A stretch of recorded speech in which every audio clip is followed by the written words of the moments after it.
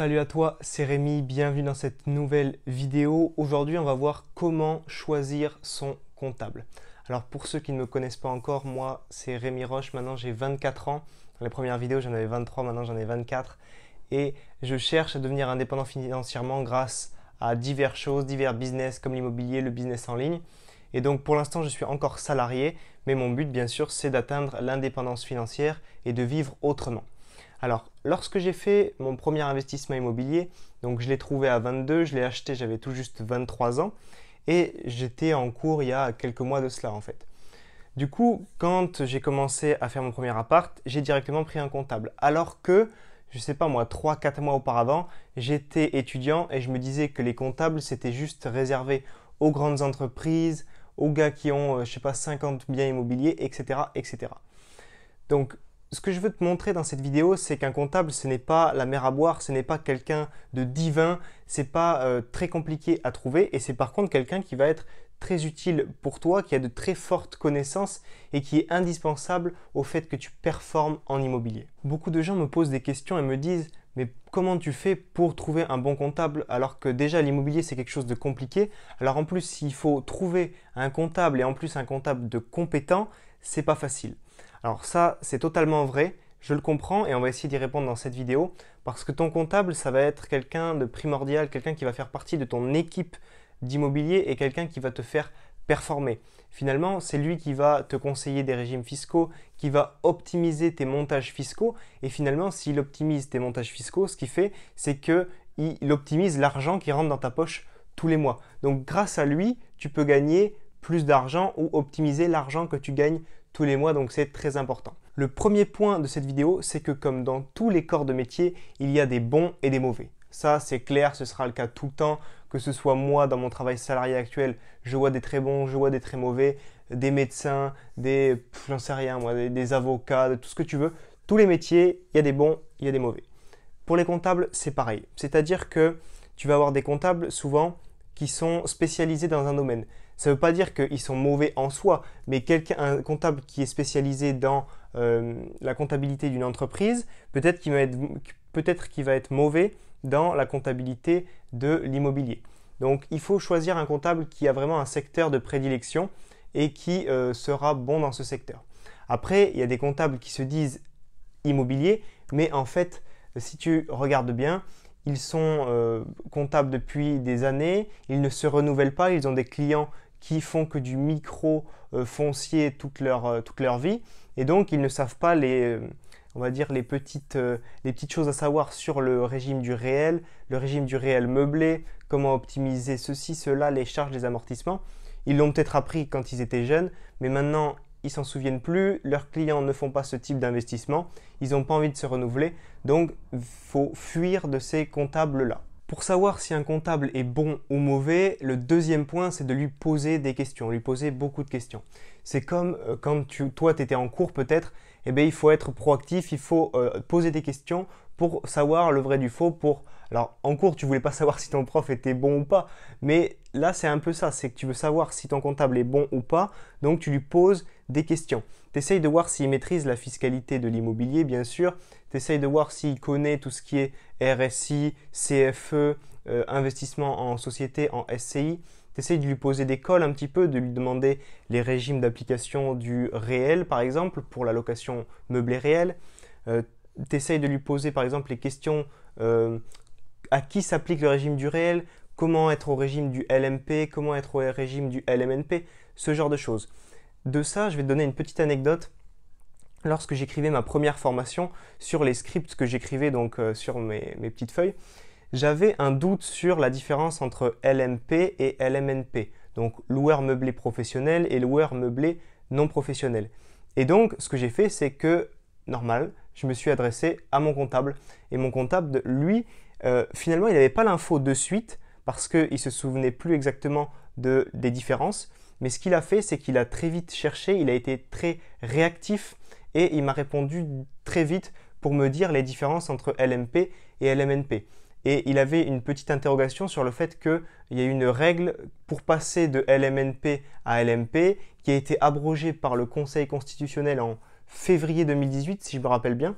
Et donc, ben, c'est lui qui m'a apporté cette information, c'est lui qui a été proactif, c'est lui qui a été chercher l'information et qui m'a répondu rapidement. Et donc c'est vers ce genre de comptable qu'il faut vraiment que tu te tournes. Donc pour ceux qui se poseraient la question entre LMNP et LMP, avant il y avait 3 règles. Pour passer de LMNP à LMP, il fallait faire plus de 23 000 € de chiffre d'affaires, tes revenus devaient être supérieurs aux revenus de ton foyer fiscal et être inscrits au RCS, donc au régime du commerce et des sociétés. Et donc en février 2018, la dernière règle du RCS a été abrogée, donc il n'en reste que 2. Voilà pour la petite anecdote. Pour ton comptable, il faut vraiment qu'il aille dans le détail des choses avec toi. S'il est investisseur immobilier lui-même, c'est encore mieux. Et dernière chose qu'il doit faire aussi, c'est te poser des questions à toi. Toi, tu lui poses des questions parce que tu veux vraiment savoir qui il est, comment il fonctionne, s'il a des connaissances. Mais lui, en retour, ce qu'il faut, c'est qu'il s'intéresse à toi. Si par exemple, tu vas avoir un comptable qui a déjà 500 personnes, je ne sais même pas si c'est possible, mais 500 clients. Un nouveau client avec un nouvel appart, un tout petit appart, en fait, il va s'en foutre, il ne va même pas te poser de questions, il ne va pas forcément t'aider et t'accompagner. Un comptable peut-être plus jeune avec une clientèle plus restreinte, lui, il aura plus tendance à te poser des questions et à s'intéresser à ce que tu fais. Et en général, les comptables, ils sont un petit peu passionné par ce qu'ils font et donc il va vraiment te poser des questions. Alors tu as pensé au régime du réel, tu as pensé à ci, à ça pour faire ci, faire ça dans tel domaine, dans telle ville, etc. Il va vouloir en savoir plus parce que finalement il a envie de travailler avec toi et c'est ça qu'il faut voir. C'est un petit peu quand tu fais faire une visite pour qu'un locataire vienne dans ton bien immobilier. Si ton locataire ne s'intéresse pas du tout à ton bien immobilier, ne te pose pas de questions, tu vois qu'il n'y a aucune implication de ses parents par exemple, ça ne te donnera pas trop envie. Et bien avec un comptable, c'est la même chose. Troisième point, la comptabilité en ligne. Alors ce point-là, je ne vais pas m'y étendre beaucoup parce que moi, je n'ai jamais testé. Je sais juste que c'est moins cher qu'un comptable physique. Par contre, tu auras un petit peu plus de travail. Tu auras un peu plus de choses à rentrer toi-même derrière ton écran sur ton ordinateur, un peu plus de paperasse, etc., etc. Alors par exemple, ton premier bien immobilier, si tu es un petit peu ric-rac niveau financier, ça peut être sympa. Par contre, tu n'auras quasiment aucune réponse à tes questions ou très peu, ou alors ce sera un chat, etc. Ce que je te conseille, c'est de tester avant une comptabilité en ligne, de ne pas la prendre de suite, mais de faire un test. Des fois, tu as 30 jours d'essai, etc. Comme ça, tu peux voir la réactivité du service client, par exemple. Quatrième point, un comptable physique. Donc ça, je vais m'y étendre un petit peu plus parce que c'est ce que j'ai choisi comme option. Alors forcément, c'est un petit peu plus cher.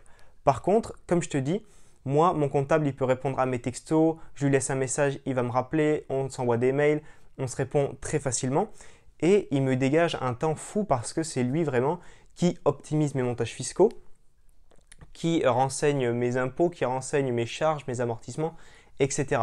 Alors, un comptable, combien ça coûte? Un comptable physique, ça va te coûter entre 500 et 1500 €, on va dire, pour ton premier, deuxième, troisième bien, parce que ça marche par package.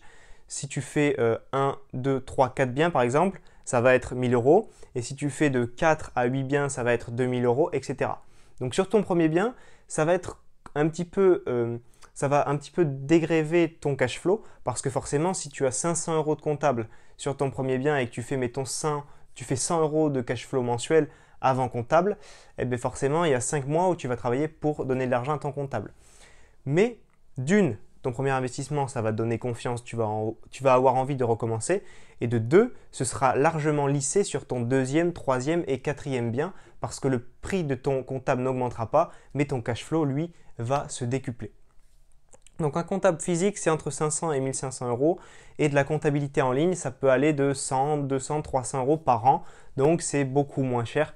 Mais voilà, après c'est chacun son choix. Moi j'aime bien avoir une personne physique, j'aime bien aller boire un coup avec lui, discuter immobilier, discuter fiscalité. Je trouve ça beaucoup plus convivial et ça me dégage beaucoup plus de temps que de la comptabilité en ligne, mais ça c'est mon avis personnel. Moi personnellement, mon comptable il me coûte 360 € à l'année, donc moi je t'avais dit entre 500 et 1500, mais moi c'est un comptable qui débute et que je connais, donc je paye un petit peu moins cher et si tu réfléchis bien, ça ne me fait que 30 € par mois, 360 € à l'année. Et sur mon premier bien immobilier, mon comptable, il me fait économiser 1100 €. C'est-à-dire que en gros, j'aurais payé 1500 € d'impôts dans un autre régime fiscal. Dans le régime fiscal dans lequel je suis, il me fait économiser 1500 € d'impôts et je le paye lui. Donc en gros, j'économise 1100 € d'une, et de deux, j'économise du temps parce que c'est lui qui s'occupe de faire tout ce que je t'ai dit, charges, amortissement, régime fiscal, impôts, etc. Mais comment ça fonctionne finalement avec ton comptable pour qu'il t'optimise tes régimes fiscaux et t'aide au niveau imposition? Ce qui se passe, c'est que quand tu vas faire ton investissement immobilier, eh bien, tu vas avoir des factures de meubles, des factures de travaux, tu vas avoir ce genre de choses, tu vas lui donner les loyers que tu rentres, les loyers qui sortent, tu vas lui donner tes fiches de notaire pour qu'il puisse calculer tes amortissements, etc., etc. Et en fait, tout ça, moi, ce que j'ai fait avec mon notaire, c'est que j'ai un Google Drive sur lequel j'ai, je ne sais pas, appartement numéro 1, et dessus, j'ai plusieurs dossiers, facture meubles, facture travaux, tout ce qui est documents notariés, etc., etc. Et lui, j'ai un autre dossier où je mets tous les nouveaux documents qui arrivent et après je les dispatche dans les dossiers précédents. Et comme ça, lui, il sait d'office qu'est-ce qu'il a à prendre pour faire ses déclarations d'impôts, pour faire ses déclarations de charges, d'amortissement, etc. Et il s'occupe de tout avec toutes ses factures et ses documents. C'est tout simplement comme ça que ça fonctionne. Cinquième et dernier point de cette vidéo, c'est de démarcher.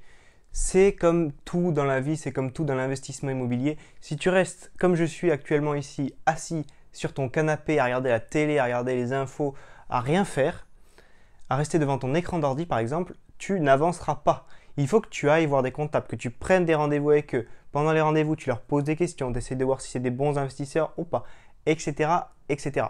Si tu restes à ne rien faire, tu n'y arriveras pas.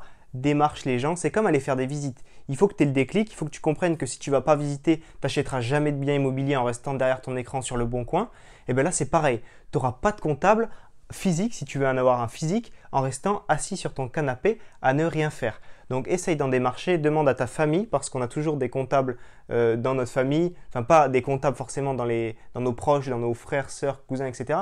Mais des comptables des gens de notre famille qui ont des comptables, des gens de notre famille qui ont une entreprise et qui ont des comptables, qui font déjà de l'immobilier et qui ont un comptable. Donc regarde cette chose-là, regarde parmi tes amis, regarde parmi tes collègues de boulot, avec le bouche à oreille, il y a toujours un comptable que tu peux trouver comme ça. Mais vraiment, démarche, force-toi et sors de ta zone de confort parce qu'un comptable, je te dis, c'est pas la mer à boire, c'est quelqu'un comme toi et moi qui a un métier qui est très optimisé pour ce que toi tu veux faire, c'est-à-dire investir dans l'immobilier et gagner de l'argent tout de suite.